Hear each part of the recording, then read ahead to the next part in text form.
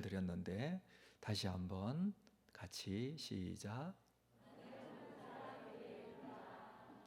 네, 여러분 교회의 무거운 이 무게감이 느껴지십니까?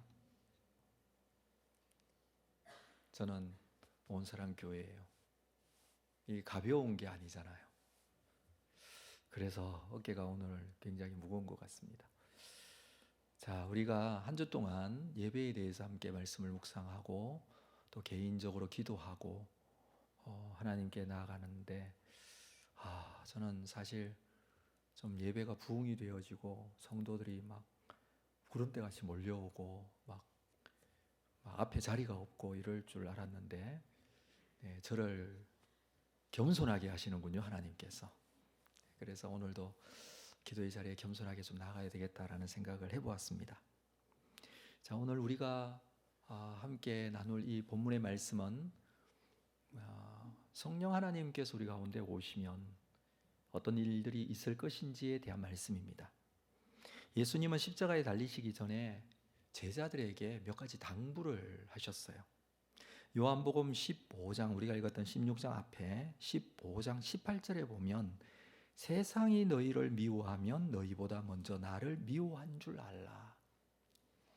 세상이 너희를 미워하면 세상이 너희를 미워할 것이다 라고 했고, 그 세상이 너희를 미워하고 너희를 받아들이지 않으면 그것은 나를 먼저 미워한 줄을 알아라, 이렇게 말씀하셨습니다. 이것은 주님과 세상이 하나 될 수 없고, 마찬가지로 세상은 성도와도 하나 될 수 없다는 말씀입니다. 그래서 세상이 너희를 미워해도 이상히 여기지 말라. 이 초대교회 성도들은 이 말씀을 읽으면서 핍박받고 고난 가운데 정말 신앙생활하기 힘든 이 세상에 살면서 이 말씀의 의미가 제대로 깨달았다고 생각이 되어집니다. 세상이 너희를 미워해도 이상하게 여기지 말라. 우리가 정말 정확하게 신앙생활을 한다면 세상에서 살기가 쉽지 않다는 것이죠. 그래서 예수님께서는 요한복음 15장, 우리가 읽은 16장 앞에 15장 마지막 부분에 성령에 대한 말씀을 하시는데 15장 26절을 볼까요? 15장 26절, 내가 아버지께로부터 너희에게 보낼 보혜사 곧 아버지께로부터 나오시는 진리의 성령이 오실 때에 그가 나를 증언하실 것이요. 아버지께로부터 너희에게 보낼 보혜사 성령, 이 진리의 성령이라 하는데, 이 진리의 성령이 오실 때에 그 성령께서 나를 증언하실 것인데, 27절, 너희도 처음부터 나와 함께 있었으므로 증언하느니라. 그 성령께서 나를, 예수 그리스도를 증언해 주십니다. 그런데 그 성령께서 너희도 증언해 주신다, 그 말씀이죠. 예수님뿐만 아니라 성령께서 너희도, 제자들입니다, 이 말씀을 받아들이고 믿고 있는 믿음을 가진 우리에게도입니다, 성령께서 증언해 주십니다. 아버지께로부터 보낼 보혜사 곧 아버지께로부터 나오시는 진리의 성령이 오실 때에 그 성령께서 예수 그리스도만 아니라 성도도 증언하십니다. 세상이 성도를 미워하는 이유, 예수님을 미워하기 때문이고 예수님을 받아들이지 않기 때문이고, 그 예수를 믿는 성도들도 세상이 미워할 수밖에 없습니다. 그렇다면 성령이 예수님을 증언하시는 것, 그것은 성령이 성도를 증언하시는 것인데, 세상이 미워해도 세상에서 성도들이 살 수 있는 이유는 성령께서 오시기 때문입니다. 자, 16장 1절을 볼까요? 내가 이것을 너희에게 이름은 너희로 실족하지 않게 하려 함이니. 무슨 실족입니까? 무슨 실족이에요? 성도들이 세상에 살면서 예수 믿는 것 때문에 세상으로부터 미움받고 박해받고 어려움 당하고 하는 그 상황에서 실족하지 않게, 하기 위하여, 성도가 살 수 있도록 하기 위하여, 그 말이죠. 2절, 사람들이 너희를 출교할 뿐만 아니라 때가 이르면 물론 너희를 죽이는 자가 생각하기를 이것이 하나님을 섬기는 일이라. 이것을 하나님을 섬기는 일이다. 이것은 당시의 유대교의 배경을 가지고 말하는 것이죠. 유대교를 믿는 사람들이 예수 믿는 사람들을 죽이면서 이건 하나님을 섬기는 일이다라고 하는 그런 박해를 할 것이라는 겁니다. 출교한다. 교회에서 쫓아내는 것을 출교라고 하는데 유대교에서 쫓아내는 것입니다. 그런 상황이 벌어질 때에 실족하지 않게 하기 위하여서 성령을 보내신다고 하십니다. 다시 말해서 성령은 이런 세상에서도 능히 살 수 있도록 성도를 붙잡아 주시는 분이십니다. 그래서 성령을 보내시는 거예요. 5절을 보겠습니다. 지금 내가 나를 보내신 이에게로 가는데, 예수님께서 어디로 가십니까? 지금 나를 보내신 이에게로 간다고 그래요. 누구에게로 가는 겁니까? 하나님께로 가는 것이죠. 너희 중에서 나더러 어디로 가는지 묻는 자가 없고, 6절, 도리어 내가 이 말을 함으로 너희 마음에 근심이 가득하도다. 지금 제자들은 이것을 깨닫지 못하고 있습니다. 예수님이 십자가에 죽으실 뿐만 아니라 부활하시고 승천하셔서 아버지께로 가는데, 이 부분에 대해서 정확하게 알고 있는 제자들이 없습니다. 오히려 근심만 하고 있습니다. 아니, 왜 예수님은 자꾸 죽는다는 얘기하고 십자가에 고난받는다는 얘기만 하실까? 뿐만 아니라 예수님 안 계시면 우리는 어떡하나, 이런 근심을 하고 있습니다. 그러나 이제 예수님께서 떠나실 때가 됐습니다. 그래서 오늘 말씀을 하십니다. 이렇게 근심하는 제자들에게, 참 복음에 대한 진리를 깨닫지 못하고 힘들어하는 제자들에게 오늘 우리가 읽었던 7절 이후의 말씀을 하시는 것입니다. 자, 7절 같이 읽겠습니다. 7절 말씀 시작. 그러나 내가 너희에게 실상을 말하노니 내가 떠나가는 것이 너희에게 유익이라. 내가 떠나가지 아니하면 보혜사가 너희에게로 오시지 아니할 것이요 가면 내가 그를 너희에게로 보내리니. 실상을 말한다. 실상을 말한다는 건 진리를 말한다는 겁니다. 예수님께서 말씀하시는 실상, 진리는 참말일까요? 거짓말일까요? 그대로 이루어질까요? 안 이루어질까요?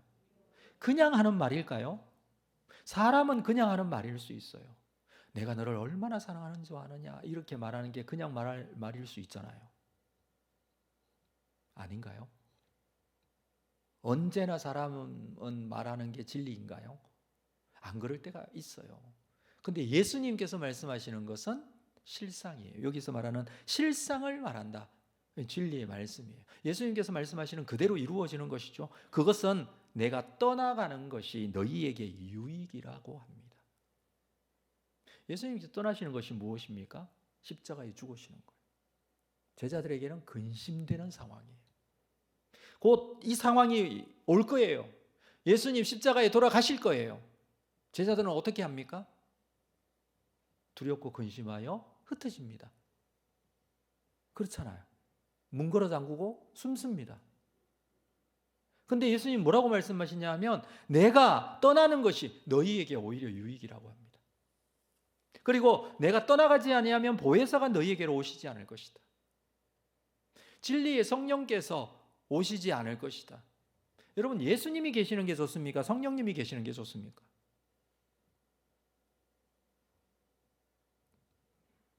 이렇게 물으면 둘 다 있어야 된다고 얘기하시는 분들이 있어요. 지금 예수님이 함께 계시잖아요. 예수님이 가시는 것 때문에 근심하잖아요. 근데 예수님이 가시고 성령이 오시는 게 더 유익이라고 해요. 예수님은 우리 가운데 사람이 되어 오셨습니다. 성령님은 영이신 하나님이세요. 사람이 되어 오셨다는 것은 시간적인 제약, 공간적인 제약 그대로를 가지고 이 사람이 되신 예수님이세요. 한계가 있죠. 하나님이 한계가 있다는 뜻이 아니라 성육신 하신 것 자체가 그래요. 그런데 성령께서 오시면 성령은 영이신 분이세요. 놀라운 일들이 일어나게 될 것을 말씀합니다. 그래서 예수님께서는 성령이 오셔야 너희에게 더 유익이 되고 내가 가서 그를 너희에게로 보내리라. 지금 굉장히 중요한 개념이 두 가지가 나왔는데, 아버지께서 보내시는 진리의 성령, 내가 가서 그를 보내리라. 그럼 성령은 누가 보내시는 거예요? 아버지께서 보내시고 예수님께서 보내시는 거예요. 그렇죠? 네. 이 조직 신학 시간 같아요. 성령님은 누가 보내신다고요? 아버지께서, 그리고 예수님께서 보내시는 진리의 영이신 성령님이세요. 그분이 오셔야 너희가 유익하고 그분으로 인하여서 이루어지는 일들이 있습니다. 왜 성령께서 오셔서 성도들을 붙들고 역사하시는 겁니다. 누구를 붙들고 역사하신다고요? 성도들을 붙들고 역사하시는 거예요. 지금 제자들에게 이 말씀을, 제자들을 붙들고 역사하시는 분이 성령님이세요. 무엇을 위하여? 예수 그리스도를 나타내시기 위하여. 예수 그리스도를 나타내시는 것은 무엇입니까? 예수 그리스도의 구속 사역을 나타내시는 거예요. 이 길이 생명의 길이고 구원의 길이라는 이 복음의 진리를 나타내게 하는 사역을 성령께서 하시는 거예요. 누구를 통하여? 성도들을 통하여. 그래서 성령이 오셔야 돼요. 자, 그가 와서 8절 말씀 볼게요. 그가 와서 죄에 대하여, 의에 대하여, 심판에 대하여 세상을 책망하시리라. 죄와 의와 심판, 9절 이후에 나오는 말씀인데, 이런 것들에 대해서 성령께서 세상을 책망하십니다. 책망한다라는 것은 드러내고 고치는 것을 말해요. 드러냅니다. 고칩니다. 다시 말해서 세상이 가지고 있는 죄, 의, 심판에 대하여 성령께서 드러내고 고치십니다. 올바른 죄라는 것이 무엇이고, 의가 무엇이고, 심판이 무엇인지 성령이 오셔서 드러내십니다. 자, 그 사역이 어떤 사역이냐면, 결론을 먼저 말씀드리면, 예수 그리스도께서 구원자가 되셔서 십자가에 죽으심으로 우리 죄를 해결하시고 그를 믿는 자는 구원받는다는 이 놀라운 복음의 역사들을 드러내십니다. 이게 성령의 사역이라고 그랬어요. 그러면 이 세 가지를 어떻게 설명하고 있는지 볼까요? 9절 말씀, 9절 같이 읽습니다. 시작. 죄에 대하여라 함은 그들이 나를 믿지 아니하니. 여러분, 죄가 뭡니까? 죄가 무엇입니까? 세상은 무엇을 죄라고 합니까? 주로 도덕적인 죄, 법률적인 죄. 우리 다 이런 거 죄잖아요. 물론 죄가 맞죠. 그런데 여기 이 본문에서는 뭐가 죄라고 말하느냐 하면, 나를 믿지 아니하는 것. 예수를 믿지 않는 것이 죄라고 합니다. 이 죄의 모습을 가장 잘 보여주는 현장이 십자가예요. 왜냐하면 사람은 예수님을 십자가에 못 박았어요. 예수님께서 이 죄를 해결하기 위하여 십자가를 지시고 죽으셨습니다. 그리고 이 사실을 믿는 자에게 구속의 은혜를 주십니다. 그래서 예수를 믿으면, 예수 그리스도께서 나의 죄를 위하여 십자가에 죽으셨음을 믿으면 죄 문제가 해결되어집니다. 근데 그 죄 문제가 해결되어지지 않는 것은 믿지 않는 거예요. 믿으면 죄 문제가 해결돼요. 믿지 않으면 죄가 그대로 있어요. 여러분, 우리가 정말 기도 많이 하고 신앙생활 열심히 하고 봉사하고 뭐 특별한 일들을 많이 한다고 해서 죄가 없어지는 게 아닙니다. 죄는요, 예수 그리스도를 믿어야 없어져요. 예수 그리스도를 구주로 믿어야 해결되어집니다. 이 죄에 대하여 알도록 밝게 깨닫게 해주시는 분이 누구시라고요? 성령님이시라고요. 그래서 성령께서 우리의 예배를 인도해 주십니다. 왜냐하면 예배는요, 죄 사함의 은혜에 대한 감사의 예배거든요.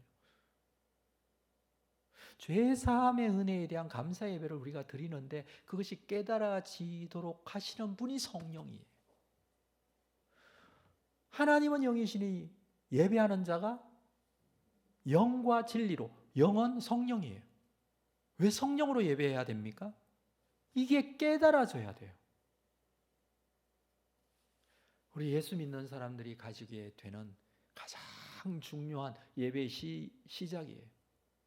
성령께서 오셔서 이 죄를 어떻게 해결해야 되는지 깨닫게 해주시고, 오늘도 예수 그리스도의 십자가 아래 우리의 죄를 내려놓고 예수님만이 나의 구원자가 되시고 이 죄의 문제를 해결하시는 분이십니다.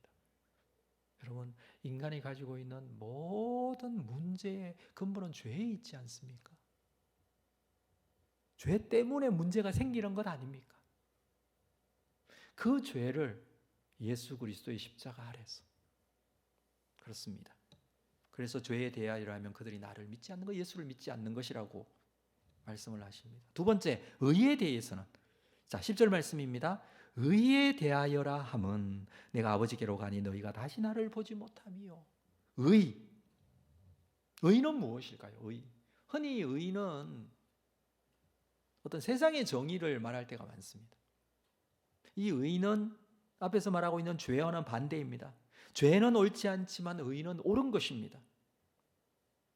사람들은 이 의를 생각할 때 자기 자신을 먼저 생각합니다. 언제나 자신은 의롭다고 생각하거든요. 어떤 상황에서도 자신을 합리화시키거든요. 답은 자기 자신에게 있다고 생각합니다. 자기가 가장 좋아하는 것이 정답입니다. 자기가 옳다고 생각하는 것이, 또는 자기 방법이 옳습니다.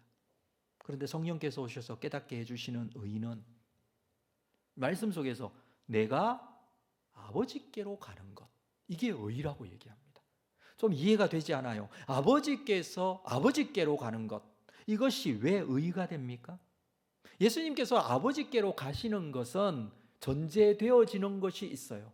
그냥 가시는 게 아니라 십자가에 죽으시고 무덤에 3일 동안 계시고 부활하시고 승천하시는 거예요. 그래서 예수님께서 구속사역을 완성하시고 승천하는 것을 아버지께로 간다, 이렇게 말씀을 합니다. 사도행전 3장 14절을 볼까요? 너희가 거룩하고 의로우신 이를 거부하고 도리어 살인한 사람을 놓아 주기를 구하여 생명의 주를 죽였도다. 그러나 하나님이 죽은 자 가운데 그를 살리셨으니 우리가 이 일의 증인이라. 사도들이 지금 말하는 내용이에요. 복음을 전하면서 설교했던 내용입니다.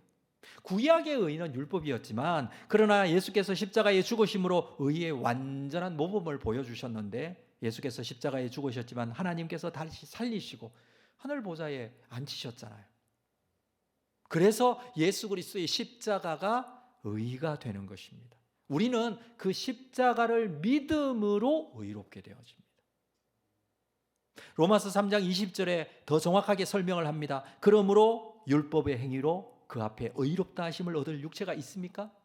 없습니다.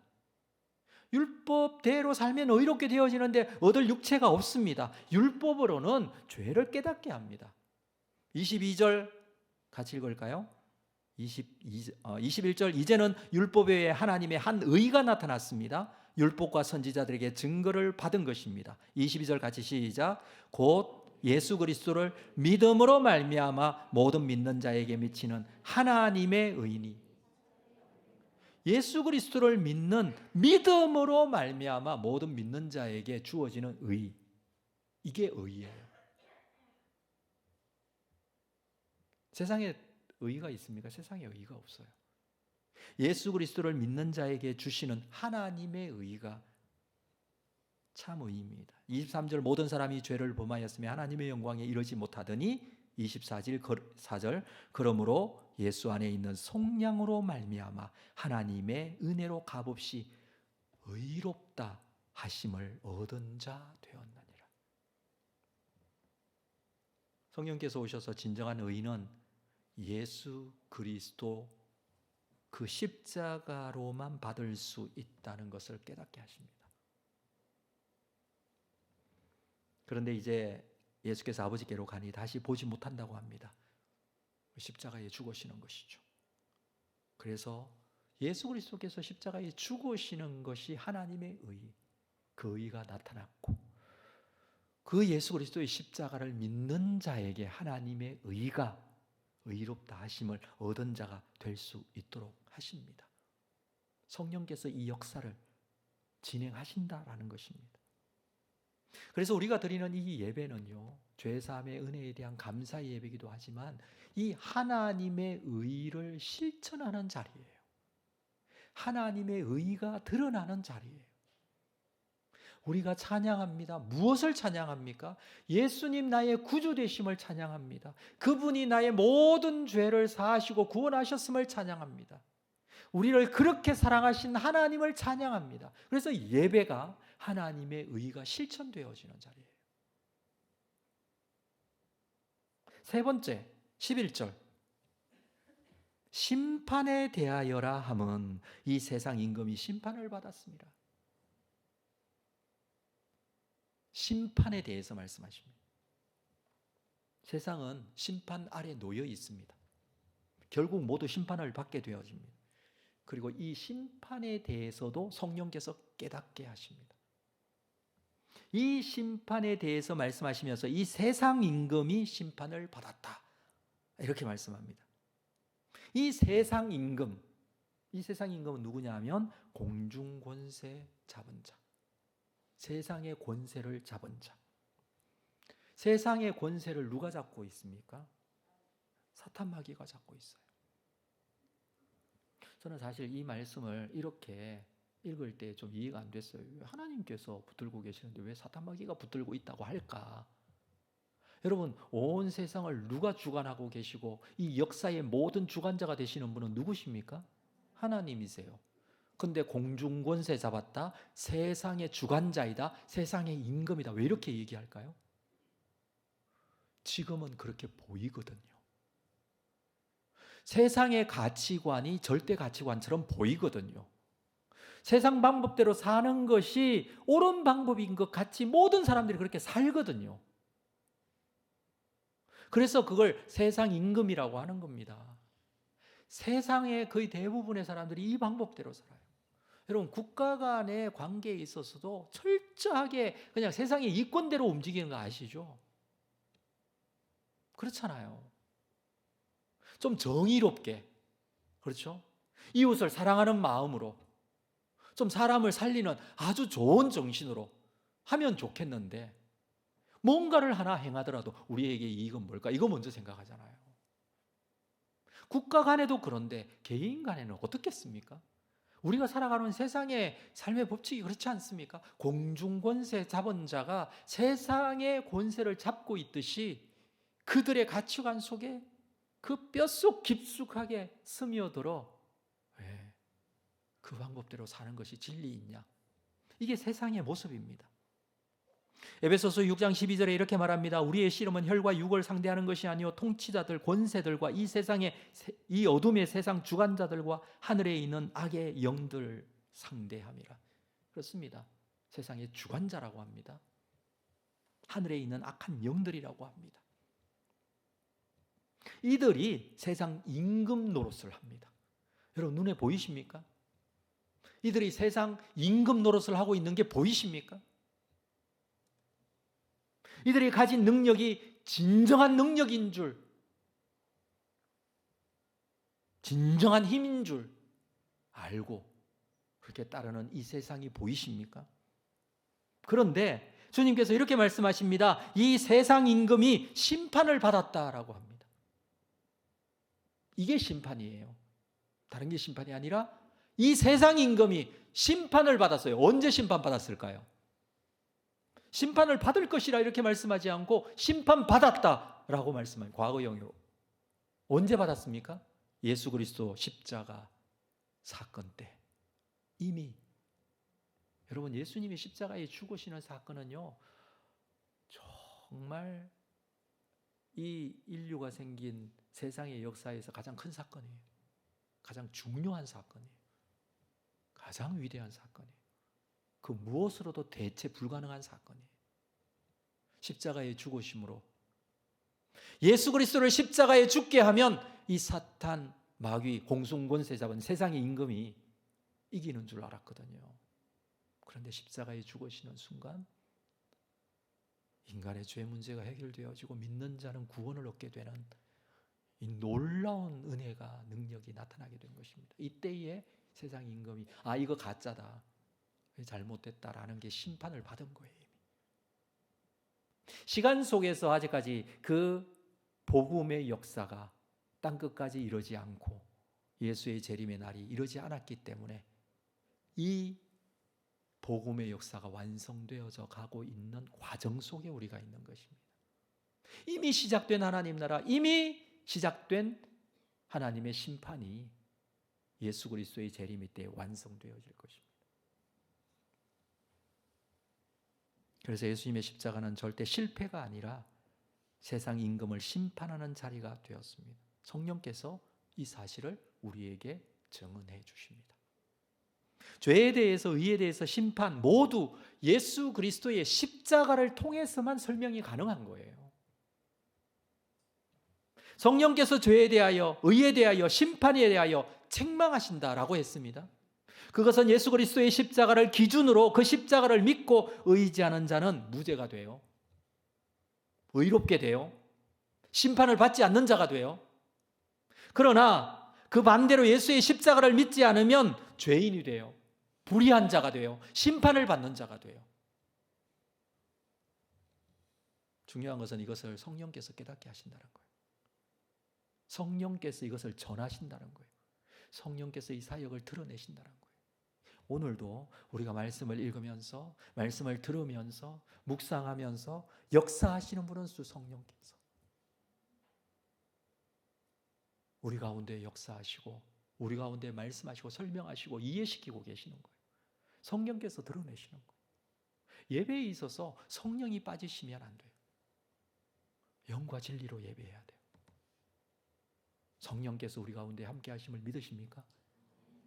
성령께서 오셨어요. 오셔야 될 분이 아니라 오신 분이에요. 성령께서 예수 그리스도를 믿는 자 속에 함께 하고 계십니다. 성령께서 우리 가운데 역사하십니다. 성령의 은혜가 마음에 느껴지지 않으면 믿을 수도 없고 인정할 수도 없지만 성령께서 역사하시기 때문에 성령께서 나에게 믿음을 주시고 두렵고 근심하는 제자들에게 함께 하실 것을 주님께서 약속하신 것처럼 오늘날 우리에게도 성령께서 함께 하실 것입니다. 지금도 우리와 함께 하고 계십니다.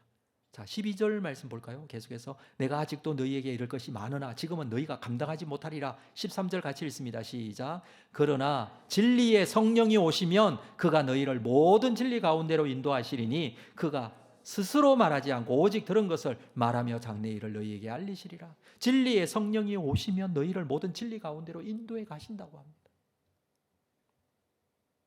여러분, 이 시간에 성령 하나님께서 이 기도의 자리에 나의 심령 가운데 함께 하심을 믿으십니까? 정말 믿으십니까? 성령의 오심을 인정하셔야 됩니다. 성령이 내 속에 역사하고 계심을 믿으셔야 돼요. 그리고 그 성령께서 내 속에서 나를 책망하시면서 때로는 나를 깨우치시면서 나에게 말씀하시면서 나를 이끌어 가신다는 사실을 믿으셔야 돼요. 나의 육신의 소욕이 나를 지배하지 않게 하십시오. 육신의 소욕으로 예배하려고 하지 마십시오. 성령의 인도하심으로 예배하십시오. 분노, 정욕, 이생의 자랑을 따라 살지 마시고 성령의 인도하심으로 말씀을 깨닫는 놀라운 은혜가 여러분에게 있기를 주님의 이름으로 축복합니다. 우리는 진리의 성령의 인도하심을 따라 예배자가 되어 하나님을 영과 진리로 예배할 수 있습니다. 이 땅에는 이 진리의 성령님의 사로잡힌 사람이 필요합니다. 교회도 마찬가지입니다. 진리의 성령에 붙잡힌 사람이 필요합니다. 그러면 세상에서도 교회에서도 소망이 있습니다. 이 사람은 세상의 방법으로 사는 사람이 아니라, 세상을 따라가는 자들이 아니라, 공중권세 잡은 세상 임금의 방법대로 사는 사람이 아니라 성령의 인도하심을 받는 사람, 그 속에서 역사하시는 성령의 인도하심을 받고 살아가는 사람, 진리의 성령에 사로잡힌 자가 바로 이 사람입니다. 오늘도 우리가 하나님 앞에 신앙생활하며 뿐만 아니라 예배자가 되어 하나님 앞에 예배하며 진리의 성령께서 나를 인도해 가심에 대한 확신과 믿음을 가지시고 근심하고 두려워하는 자가 아니라 성령의 인도하심을 받으며 죄에 대하여, 의에 대하여, 심판에 대하여 분명하게 우리에게 깨닫게 해주십니다. 이 사실을 깨닫고 참 복음의 진리를 믿는 자로 하나님 앞에 거룩하게 서서 우리를 근심 가운데 무너지게 하는 악한 영들의 역사에서 벗어나시고 참 진리의 성령께서 이끌어 주시고 인도해 가시는 놀라운 성령의 역사 경험하는, 그리하여 하나님의 교회에 놀라운 부흥의 초석이 되는 여러분들 다 되시기를 주님의 이름으로 축복합니다. 기도하겠습니다. 하나님, 오늘도 금요 기도회로 주님 앞에 기도의 자리에 나갑니다. 성령께서 이 시간 나를 붙잡아 주시고 인도해 가심을 믿고 주님 앞에 기도하는 자리가 되기를 원합니다. 진리의 성령님, 우리 가운데 함께하여 주옵소서. 우리의 기도를 이끌어 주시옵소서. 나의 심령 깊은 곳까지 나를 붙들고 있는 이 두려움으로부터 나를 하나님의 의와 그 하나님의 평강, 그 하나님의 능력 가운데로 이끌어 주실 줄로 믿습니다. 사로잡힌 성령의 인도하심을 받는 귀한 믿음의 시간이 되기를 원합니다. 예수님의 이름으로 기도합니다. 아멘.